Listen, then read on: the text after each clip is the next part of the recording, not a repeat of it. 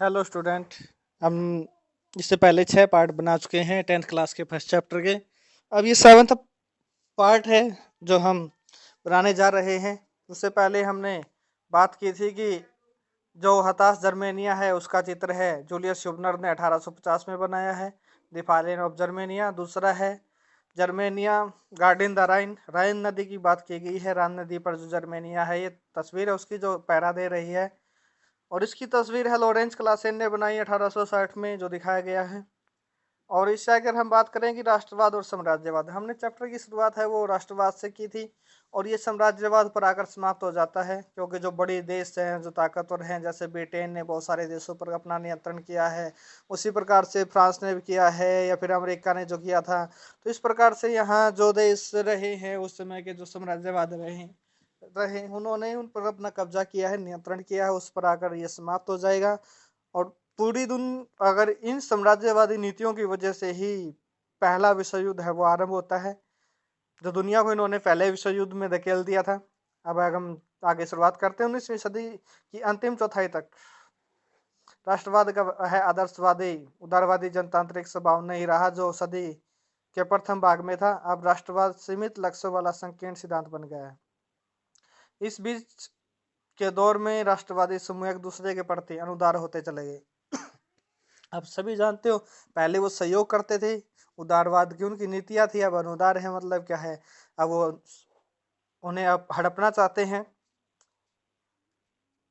उसके बाद वो हमेशा लड़ने के लिए तैयार रहते थे। साथ ही प्रमुख यूरोपीय शक्तियों ने भी अपने साम्राज्यवादी उद्देश्यों की प्राप्ति के लिए अधीन लोगों को राष्ट्रवादी आकांक्षाओं का इस्तेमाल किया। जो उनके नियंत्रण में थे सिर्फ उन्हें राष्ट्रवादी भावना ही दिखाते थे, लेकिन उन्हें वो कंट्रोल में रखते थे, नियंत्रण उन पर किया गया है। अगर आगे बात आती है बाल्कन प्रदेशों में राष्ट्रवादी तनाव क्यों तो उत्पन्न हुआ, जो ऑटोवन साम्राज्य की बात यहाँ पे है। और ऑटोवन साम्राज्य के और बाल्कन जो अक्षेत्र रहे उसे अक्सर स्लाव अक्षेत्र के नाम से भी पुकारा जाता है। इस बात को भी आपको ध्यान रखना होगा, क्योंकि इससे रिलेटेड भी क्वेश्चन हो जाता है।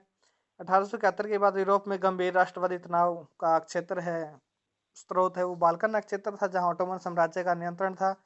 और ये यहाँ आज के वर्तमान समय के जो देश दिखाए गए हैं ये पहले ऑटोमन साम्राज्य का हिस्सा थे। यूरोप के अंदर रोमानिया है, बुल्गारिया है, अल्बानिया है, यूनान है, मैसेडोनिया है, क्रोएशिया है, बोस्निया है, हर्जेगोविना है, स्लोवेनिया है, सर्बिया है, मॉन्टेनेग्रो देश के विषय में बात करते हैं तो ये उसमें शामिल थे। क्षेत्र में निवासियों का आमतौर पर स्लाव पुकारा जाता था। बाल्कन क्षेत्र का एक बड़ा हिस्सा ऑटोमन साम्राज्य के नियंत्रण में था, क्योंकि ऑटोमन साम्राज्य का ही शासन रहा है यूरोप के ज्यादातर हिस्से पर। बाल्कन क्षेत्र में रूमानी राष्ट्रवाद के विचारों के फैलने और ऑटोमन साम्राज्य के विघटन में स्थिति काफी विस्फोटक हो गई है। आगे बात करता है 19वीं सदी में ऑटोमन साम्राज्य के आधुनिकीकरण और आंतरिक सुधारों के जरिए मजबूत बनना चाहता था। ऑटोमन साम्राज्य ये चाहता था कि वो मजबूत बने और आधुनिकीकरण की नीतियां अपनाए, अपने आप को समृद्ध बनाए, लेकिन उसमें वो कामयाब नहीं हो पाता है यहाँ पे। और कामयाब ना होने की वजह से एक के बाद उसके अधीन जितनी भी यूरोपीय राष्ट्रीयताएं उसके चंगुल में रही हैं, जो उसके नियंत्रण में रही हैं, जहाँ पे उसने शासन किया है, वो सभी जो क्या है धीरे धीरे उसके चंगुल से निकलने लगी हैं। और उन्होंने निकलने के लिए अपनी राष्ट्रीयता का दावा किया है कि पहले वो कभी स्वतंत्र थे, बाद में विदेशी शक्तियों ने ताकतों ने उन पर जो क्या है नियंत्रण किया है, उन्हें अपने कब्जे में लिया है और उन्होंने आज़ाद होने के काफ़ी प्रयास किए हैं। तो यहाँ आगे क्वेश्चन समाप्त हो जाता है उसका 1871 से स्टार्ट होकर और प्रयासों के रूप में देखा है। उसके बाद विभिन्न स्लाव राष्ट्रीय समूह ने अपनी पहचान और स्वतंत्रता की परिभाषा तय करने की कोशिश की है। बाल्कन क्षेत्र गहरे टकराव का क्षेत्र बन गया। बाल्कन राज्य एक दूसरे से ईर्षा करने लगे हैं। यहाँ पे हर एक राज्य अपने लिए एक इलाका हथियाने की उम्मीद रखता है कि जिस पर वो नियंत्रण करे, उसके सारे संसाधन है उसके कंट्रोल में रहे, नियंत्रण रहे और अपने आप को जो क्या ताकतवर बनाए और आगे वो इसी प्रकार से बढ़ता रहे। परिस्थितियां और अधिक जटिल हो गई। इस बाल्कन क्षेत्र में बड़ी शक्तियों के बीच प्रतिस्पर्धा होने लगी। बड़ी शक्तियां कौन है? रूस है, जर्मनी है, इंग्लैंड है, फ्रांस है, ऑस्ट्रिया हंगरी है। तो इनकी बात आती है जो इन्होंने इन देशों को अपने उपनिवेश बनाने स्टार्ट किए हैं। उपनिवेश आप सभी जानते हो, गुलाम बनाने की बात है। और इन नीतियों की वजह से ही दुनिया पहले विश्व युद्ध में की तरफ चली जाती है। और नीचे एक तस्वीर दिखाई गई है, ये ब्रिटेन साम्राज्य की दिखाई गई। यहाँ पे एक महिला हाथ में त्रिशूल लिए है, ये ब्रिटेनिया की नारी रूपक है, जिसको दिखाया गया सत्ता के प्रतीक के तौर पे।